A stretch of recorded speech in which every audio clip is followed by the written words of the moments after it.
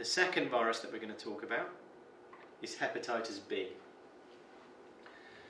So hepatitis, hepatos, liver, itis, inflammation of. So as virologists, we're not desperately imaginative. So a hepatitis virus is a virus that causes inflammation of your liver. First we knew there were two of them. We called the first one A, the second one B, and the third one we called hepatitis C. So hepatitis A is the one that's transmitted fecal-oral, and prisoners will have vaccinations against hepatitis A.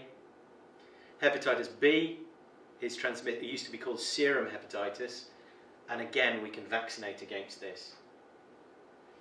The vaccine is about 95% effective, and actually the main reason why you see so little hepatitis B in prison is because the vaccination program has been so successful. Really important to remember that that doesn't make hepatitis B unimportant because it's rare. It's because of the things that we do that make it rare. So in terms of routes of transmission, so hepatitis B can be sexually transmitted. Hepatitis B can be transmitted through injection drug use. One of the key things to remember about hepatitis B is the potential for mother-to-baby transmission. So if you get hepatitis B from mum, then you have a 90% chance that you will have a chronic infection. Now in prisons, most of the people who have acquired hepatitis B will have acquired it through injection, or at least been exposed to hepatitis B, will have acquired it through injection drug use, and they have a 90% chance of clearing it. So if you get it as a baby, 90% chance of chronic. If you get it as an adult, then 90% chance of clearing it. What we need to do are identify the people who haven't got the virus, make sure that they're vaccinated against hepatitis B.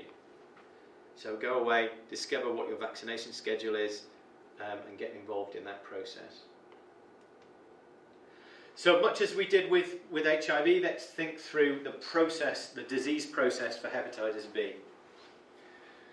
So the amount of hepatitis B in somebody's circulation we would measure by measuring hepatitis B DNA. ALT is the other figure that you might see. So ALT, alanine aminotransferase, is an enzyme that exists inside your liver cells. So every time you kill a liver cell, every time it pops, you release a tiny little bit of ALT. So when you draw somebody's blood and you measure ALT levels, what that's telling you is how many liver cells are dying at that point in time. It doesn't tell you how far progressed that liver is in terms of fibrosis. It just tells you how many are dying at that point in time. So when hepatitis B first infects, it enters the bloodstream, and that virus will find its way to the liver and it will start to replicate.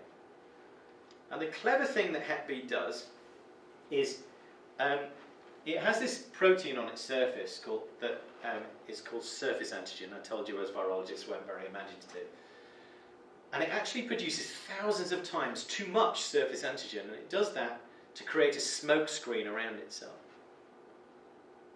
In fact, when hepatitis B was first discovered by a guy called Barrett Blumberg, he discovered it in Australian Aborigines and referred to it as Australia antigen. It wasn't until an Irish lady called Moya Briggs, working in London, noticed that in the samples from patients with Australia antigen, there was a virus-like particle, which ended up being called the Dane particle, Dane being her boss. Isn't that always the way? So, because hepatitis B has produced this smoke screen, the immune system doesn't see it immediately. So you've got a period of time, this immune tolerant phase, where the virus is replicating in the liver, but your immune system hasn't really picked up on that. Once it starts to do so, what you see is a battle ensues. So that the immune system starts to attack the liver to clear the virus, so you see the virus levels going down, you see the ALT levels spiking up, and then the virus will mutate, it will escape, and that process reverses, and then the immune system catches back up, and you end up with this battle, and this battle will go on for years, potentially decades, and during that period of time, you've generally got raised ALTs. You may well have relatively high hepatitis B DNA levels. You might seroconvert, in other words, your immune system might pick up on some of the other antigens in Hep B, but during this period you're at risk of cirrhosis, you're at risk of liver failure, you're at risk of cancer. But over a period of time, your immune system may bring that under control. You may enter an inactive carrier phase. During that period, the amount of Hep B DNA kicking around will be low, ALT levels will be low, and you're pretty happy and healthy. But what happens to many of us as we get older is that our immune system will wane, and as that immune pressure on the virus subsides, what tends to happen is the virus can reactivate. Now, what I want you to remember from this training is there are other reasons that you need to be aware of where reactivation may occur.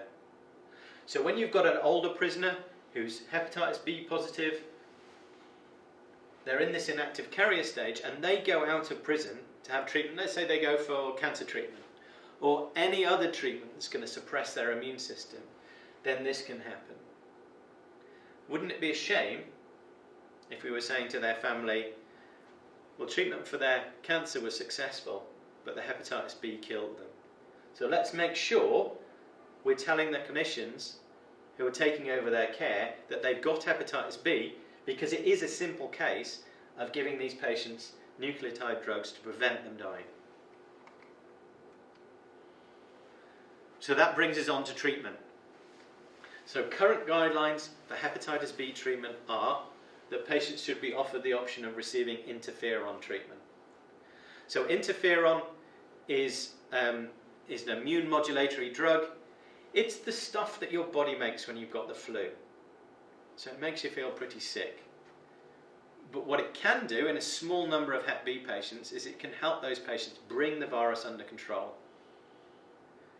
Unfortunately, many patients find it difficult to tolerate, and some will flatly refuse taking the interferon.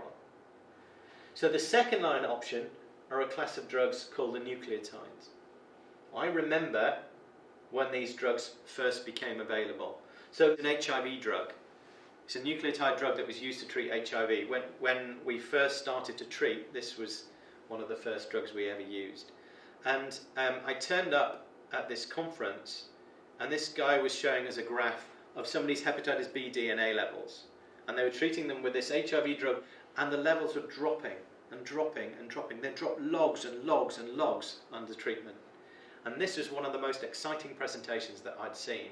All of a sudden, we were going from, well, we give you some interferon and it might work, it's going to make you feel awful, to let's just take tablets.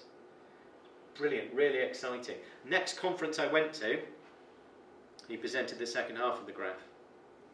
What had happened was that the virus had found a way around, resistance had developed, virus levels were going back up again, and then the graph stopped. The patient had died of fulminant liver failure. So the fear of using these drugs was that although you'll bring the virus under control, you'll stop progression of the disease, there is the risk that it can come back and it can kill the patient. Now, as we've progressed, we've got better drugs to treat hepatitis B. They're all still nucleosides and nucleotides, but they have higher and higher barriers to resistance. So currently, try interferons. If interferons aren't tolerated or they don't work, then choose a nucleotide that has a high barrier to resistance. And what we find now is we've had some of the better ones for getting on for 10 years now, and patients who are treated for 5 years or more, even when they're cirrhotic, their livers will heal back and look pretty normal.